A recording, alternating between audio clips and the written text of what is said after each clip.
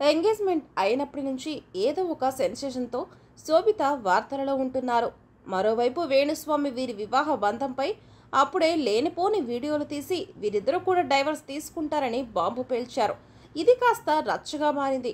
అదేవిధంగా నాగార్జున ఎన్ కన్వెన్షన్ను కూల్చివేసిన తర్వాత కూడా కొంతమంది శోభితను ఆడిపోసుకున్నారు. మరోవైపు శోభిత మాత్రం గోకులాష్టమి పండుగ చేసుకుంటూ ఫుల్ చిల్ అయ్యారు. ఇది ఇలా ఒక ఇంటర్వ్యూలో శోభిత చేసిన వ్యాఖ్యలు సైతం ఫుల్గా వైరల్గా మారాయి.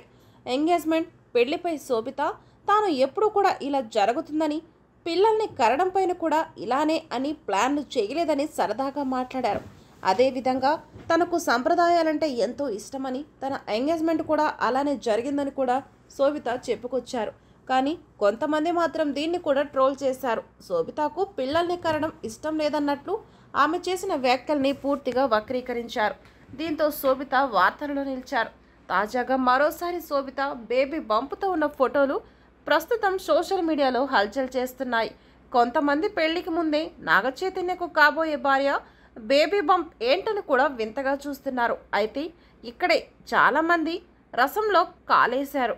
ఈ బేబీ బంప్ ఫోటోలు ఆమె నటించిన లవ్ సీతారామువి షూటింగ్ పిక్స్. ప్రస్తుతం ఇవి సోషల్ మీడియాలో హల్చల్ చేస్తున్నాయి.